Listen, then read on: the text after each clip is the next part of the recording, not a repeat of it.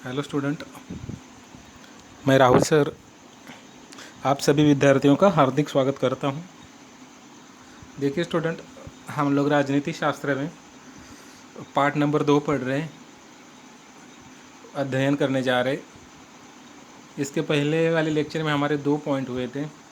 Part का नाम था भारत की विदेश नीति की विकास यात्रा। इससे पहले वाले लेक्चर में हमने 2 पॉइंट देखा था।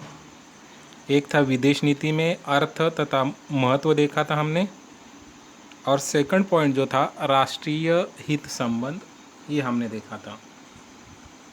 यहाँ तक हमारे 2 पॉइंट हुए थे। आगे चलते हैं नेक्स्ट पॉइंट की तरफ बेटा।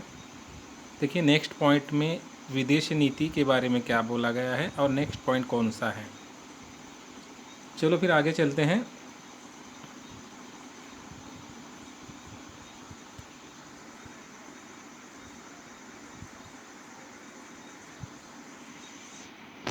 देखिए बेटा, ये अर्थ तथा महत्व हुआ था और उसके बाद राष्ट्रीय हित हुआ था, आया समझ में।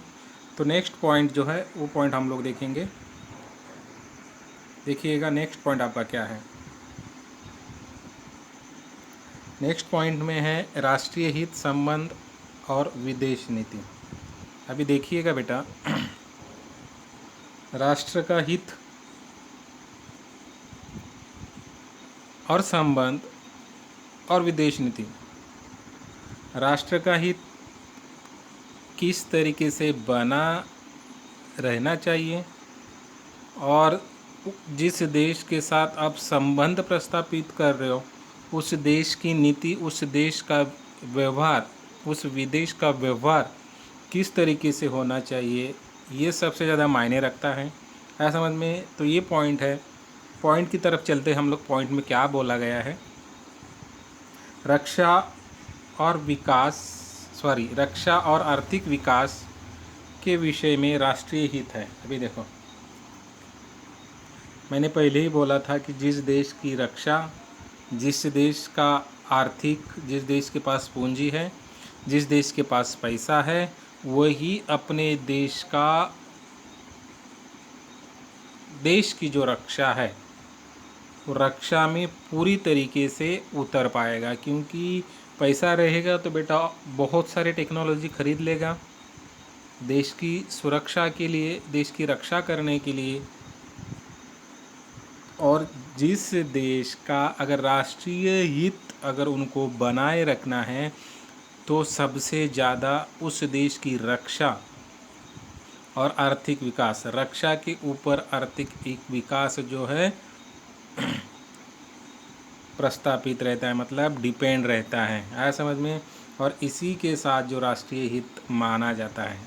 देखिएगा, रक्षा होनी चाहिए अपने देश की, और जैसे ही अपने देश की रक्षा होगी तो बेटा खुद ब खुद देश का आर्थिक विकास होगा ही होगा। और अंततः अगर देखा जाएगा उनका संवर्धन होना चाहिए। अभी ये जो रक्षा है और जो आर्थिक विकास है, इनका संवर्धन होना चाहिए। मतलब रक्षा कर रहे भारत, जो भी देश के नौजवान हैं उसकी रक्षा कर रहे हैं, और रक्षा करने के बाद आर्थिक विकास हो रहा है। तो आर्थिक विकास होने के बाद जितनी भी चीज़ें वहाँ पे हो रही है उन सभी चीज़ों का आपको संवर्धन करना है, मतलब संभाल के, उन सभी चीज़ों को आपको संभाल के रखना है।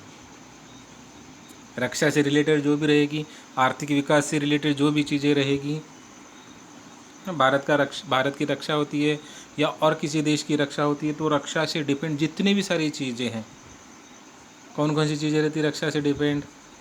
आपने फॉर एग्जांपल अगर देना रहेगा तो थल सेना है, वायु सेना है, ये इस तरीके के जो डिपेंड जो चीज़ें होती है उसका संवर्धन, उसको संभाल के रखना है आपको। आया समझ में इतना। देखिए, तो ये जब भी आप संभाल के रखोगे तो खुद ब खुद आपका आर्थिक विकास होगा। आया समझ में इतना।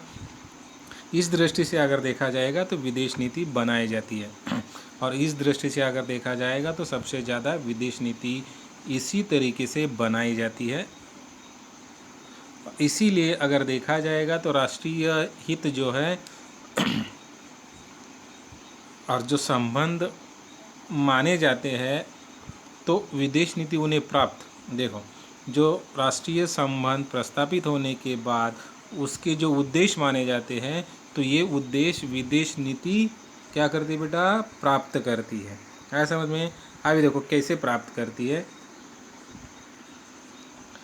प्राप्त करने का साधन मानी जाती है। देखिएगा, जो भी उद्देश्य है विदेश नीति के, ये देखिएगा, देखो उद्देश्य आपको इधर दिया गया है।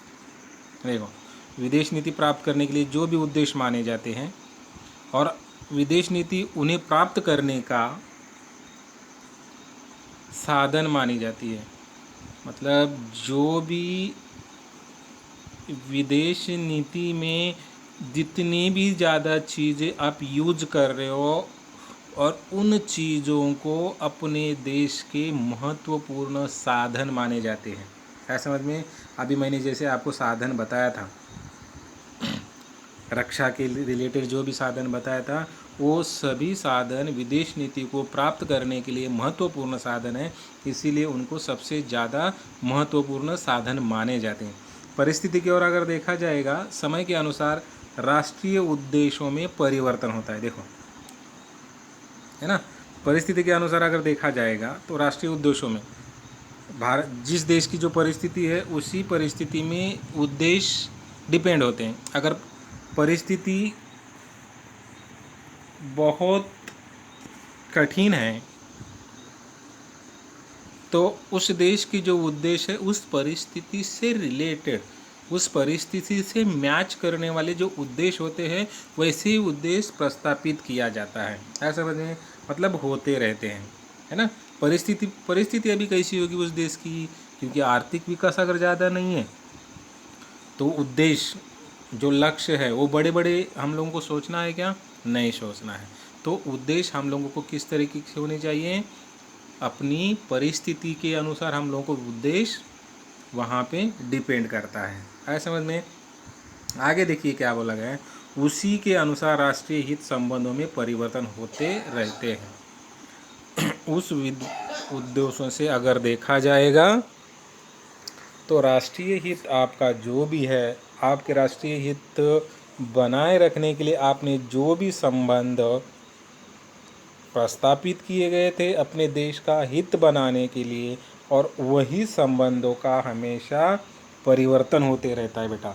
मतलब जो भी उद्देश्य आपने प्रस्तापित किए गए थे, जो भी उद्देश्य आपने बनाए गए थे, उन उद्देश्यों का वहाँ पे हमेशा परिवर्तन, मतलब उद्देश्य आपके क्या हो जाते बेटा, चेंजेस हो जाते हैं, बदल जाते हैं। ऐसा समझ में?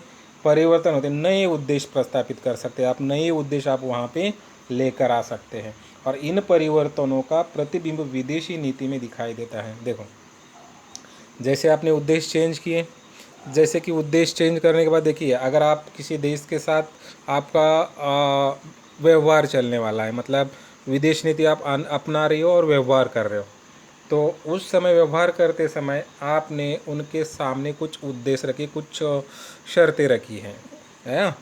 तो वो करार अगर आपका 10 साल रहेगा या 5 साल रहेगा, ये आपका एक मतलब लक्ष्य है। तो 10 साल के बाद आपने जो 10 साल में जो करार किए गए थे, अगले 10 साल में आपका जो करार, उस करार का वैलिड बनने वाला है, उसको आप रिन्यूअल करने वाले हो, तो उस समय जो अपने उद्देश्य प्रस्तापित किए गए थे, वो 10 साल में वही उद्देश्य रहेंगे क्या? नहीं रहेंगे। उन उद्देश्यों का क्या होगा? परिवर्तन होगा। और परिवर्तन होने के बाद अगर देखा जाएगा तो उद्देश्य नीति में जो भी प्रतिबिंब विदेश नीति में दिखाई देते हैं, वो विदेश नीति प्रवाही होती रहती है। मतलब जो विदेश नीति है हमेशा उसमें चेंजेस होता है। प्रवाही मतलब चेंजेस होना, बदल जाना, मतलब हर एक घटक में उसमें चेंजेस हो जाता है, बदल हो जाता है। ऐसा समझ में? इतना यहाँ तक अपना जो पॉइंट था ख़त्म हो गया। अभी देखिए इधर आपको क्या बोला गया है। चलो चर्चा करें। क्या चर्चा करने के लिए बोला आपको? परिस्थिति और कालानुसार विदेश नीति में परिवर्तन होता है। अभी मैंने आपको वही बोला था कि परिस्थिति, अगर आपने देश की परिस्थिति मजबूत है तो जो कालानुसार उस विदेश नीति में क्या होता है, परिवर्तन होता है। देश की परिस्थिति अगर मजबूत रहेगी तो आपके विदेश नीति में जो भी जिस देश के साथ आप विदेश नीति अपना रहे हो उसमें हमेशा क्या हो जाता है, परिवर्तन होता रहता है। फिर कुछ देशों की विदेश नीति कुछ शाश्वत मूल्यों पर भी आधारित होती है। अभी देखो, ऐसा भी होता है कि कुछ देश है, मतलब विश्व में बहुत सारे देश हैं और बहुत सारे देशों की जो शाश्वत मूल्य है, शाश्वत मतलब कभी न ख़त्म होने वाले मूल्य, कुछ मूल्य के ऊपर भी डिपेंड होता है उस देश की नीति और व्यवहार। ऐसा समझ में है? जैसे कि मूल्य, जैसे कि देखो, भारत एक विदेश नीति, अंतर्राष्ट्रीय शांति।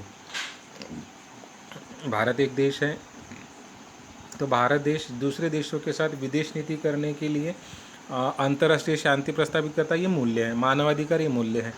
सुरक्षितता ये मूल्य है। मतलब जो भी मूल्य है, ऐसे मूल्य को निर्धारित करके, ऐसे मूल्यों को वहाँ पे विदेश नीति करते समय प्रस्तापित करके ये मुद्दे सामने रखे कि उनको जो भी व्यवहार कर रहे हो तो व्यवहार करते समय अपने देश में शांति होनी चाहिए, अंतर्राष्ट्रीय स्तर पर शांति होनी चाहिए, मानवाधिकार होना चाहिए, मानव के जो भी अधिकार है उसको ठेस नहीं पहुंचनी चाहिए, अपने देश की सुरक्षितता देखनी चाहिए। ये जो मूल्य है, ये मूल्य आपको वहाँ पे आधारित करके, निर्धारित करके, इन मूल्यों के ऊपर ध्यान देके आपको विदेश नीति अपनानी पड़ती है। उसे प्राप्त करने के लिए विदेश नीति में कौन कौन से प्रावधान होने चाहिए ऐसा आपको लगता है? अभी देखो, ये मूल्य है। फिर से अगर आपको विदेश नीति में अगर कुछ चेंजेस करना है, कुछ बदल करना है, तो आपको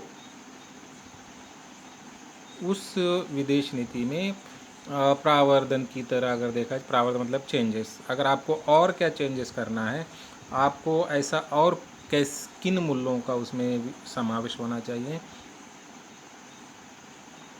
ऐसा आपको लगता है, मतलब ऐसा आपको लगता है क्या यहाँ पे ये बोला गया है? ऐसा समझ में? तो यहाँ पे हमारा एक पॉइंट जो था ये ख़त्म हुआ है। तो नेक्स्ट वीडियो की तरफ हम लोग चलते हैं।